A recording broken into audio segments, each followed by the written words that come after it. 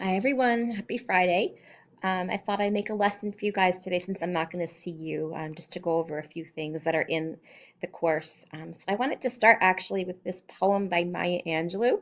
I imagine a lot of you have probably already heard of her before. And this poem is called Still I Rise. And she says, "You may write me down in history with your bitter, twisted lies. You may trod me in the very dirt, but still like dust I'll rise. Just like moons and like suns with the certainty of tides, just like hope springing high, still I'll rise." And I included that poem in there, even though Maya Angelou was not a Harlem Renaissance poet. I think that the theme in this poem about overcoming is something that we see a lot of in Harlem Renaissance poetry, kind of a common thread.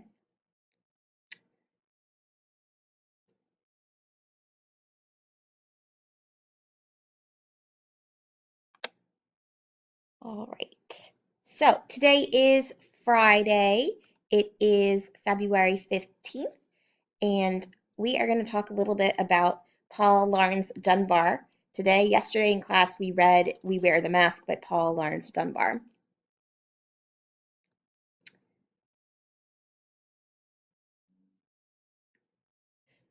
And our objectives today is to review We Wear the Mask, and we're going to read and analyze Not They Who Soar and the poem Sympathy, both by Paul Laurence Dunbar. And our essential questions are: how is the theme of all three Dunbar poems similar?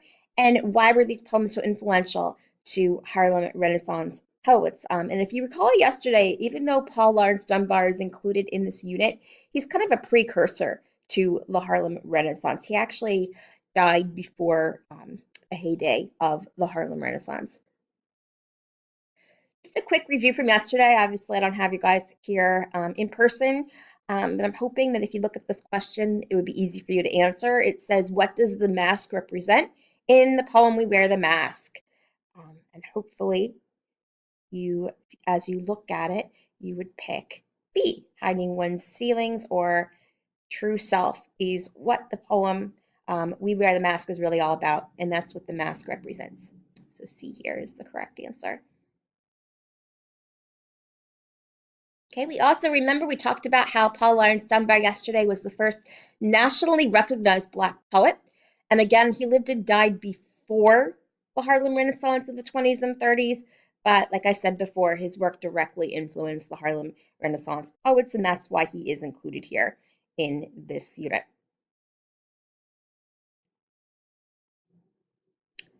So let's take a look. In the course, actually, I have a link to a video that has a young teenager actually reading this poem, and I think he does an amazing job. So make sure to watch that video. I couldn't include it here, but it is also in the course. So this poem, Sympathy, was written in 1899, and it influenced Maya Angelou. She was so influenced by this poem that she wrote a whole book called I Know Why the Caged Bird Sings in 1969. And as I read this poem to you, I want you to think about imagery and where you see examples of imagery. So let's take a look. I know what the caged bird feels, alas, when the sun is bright on the upland slopes, when the wind stirs soft through the springing grass, and the river flows like a stream of glass, when the first bird sings and the first bud opes, and the faint perfume from its chalice steals. I know what the caged bird feels. I know why the caged bird beats his wing till its blood is red on the cruel bars, where he must fly back to his perch and cling when he fain would be on the bough a swing, and a pain still throbs in the old, old scars, and they pulse again with keener sting. I know why he beats his wing. I know why the caged bird sings, ah me, when his wing is bruised and his bosom sore, when he beats his bar and he would be free. It is not a carol of joy or glee, but a prayer that he sends from his heart's deep core, but a plea that upward to heaven he flings. I know why the caged bird sings.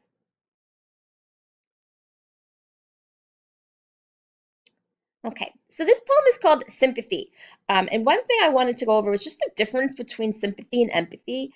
A lot of times these words are used interchangeably, but they actually are different. So, sympathy, which is what the poem is called, is feelings of pity and sorrow for someone else's misfortune. And it's kind of an understanding between people, a common feeling.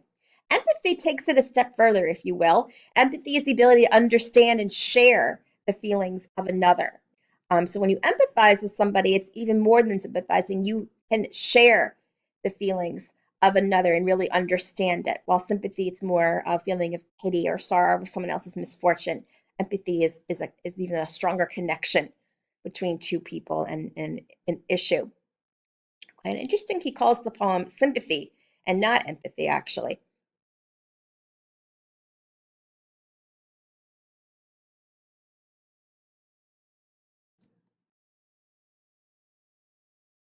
It's just one thing to think about here in this first stanza.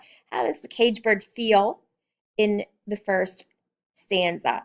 Um, if you look at it, the first stanza is actually very pleasant. He's kind of, the bird is free and is singing,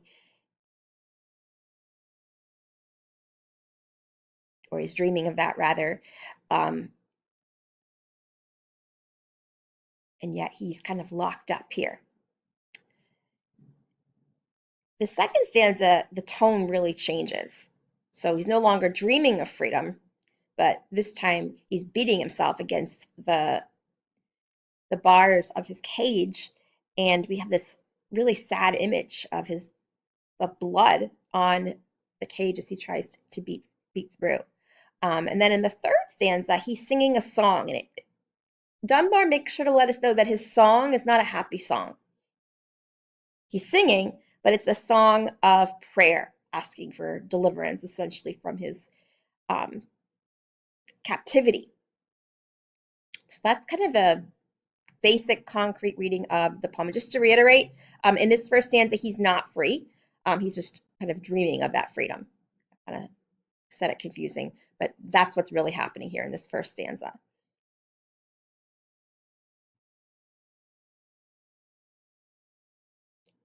Okay.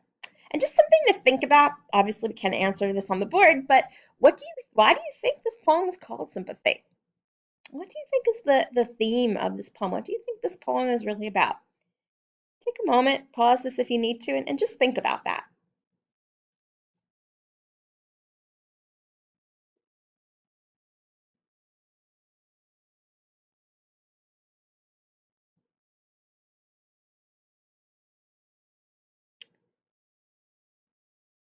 Okay. And a lot of people, just to kind of add to this, see this poem as a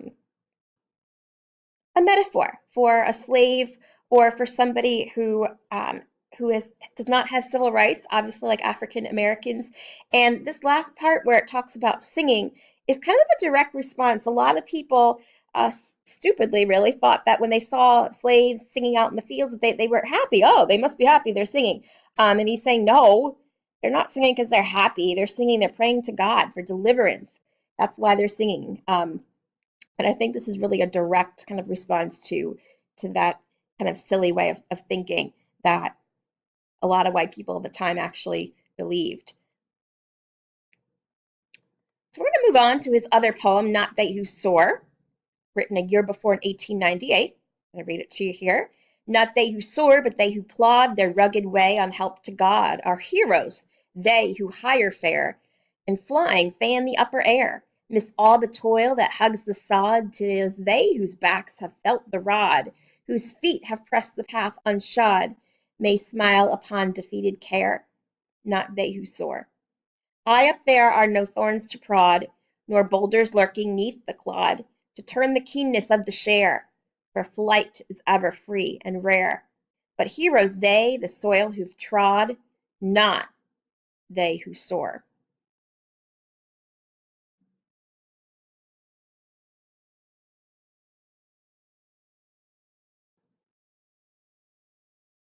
Okay, so this is a pretty short poem. We just have two stanzas here.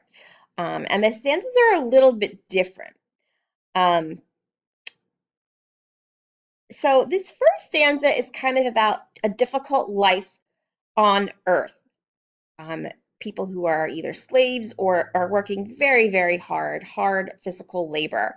And then the tone drastically changes in the second stanza where he says, high up where there are no thorns to prod and nor boulders lurking neath the clod. This is heaven. So all of that work and hardship is over. And now they are free here in heaven. And if you look, there's quite a bit of examples, quite a few examples of figurative language in this short poem.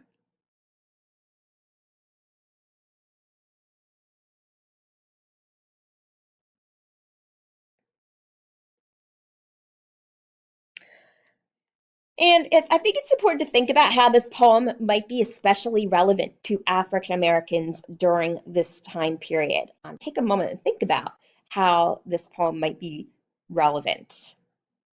Pause this if you need to.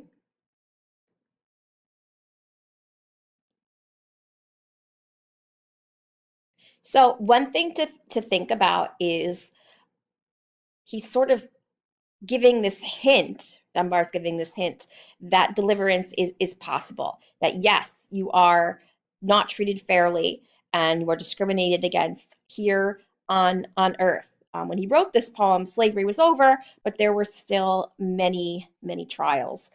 And the idea is that, okay, maybe things aren't going to change here on earth, but there is sort of deliverance in sight in heaven. And that kind of makes sense. Dunbar was a pretty religious man. So, and I think a lot of people at the time sort of felt this way, that on earth there might not be any chance of anything good ever happening, but in heaven they would sort of be free of their shackles. Um, and I think this poem is also meant to be inspirational and a sense of hope for African Americans during this time period. Okay, so that is the two Paul Laurence Dunbar poems for today. So for homework in the course, you will see the Langston Hughes play Pause It to complete, and we'll be talking about Langston Hughes on Tuesday. Have a great day, everyone, and a great weekend, great long weekend.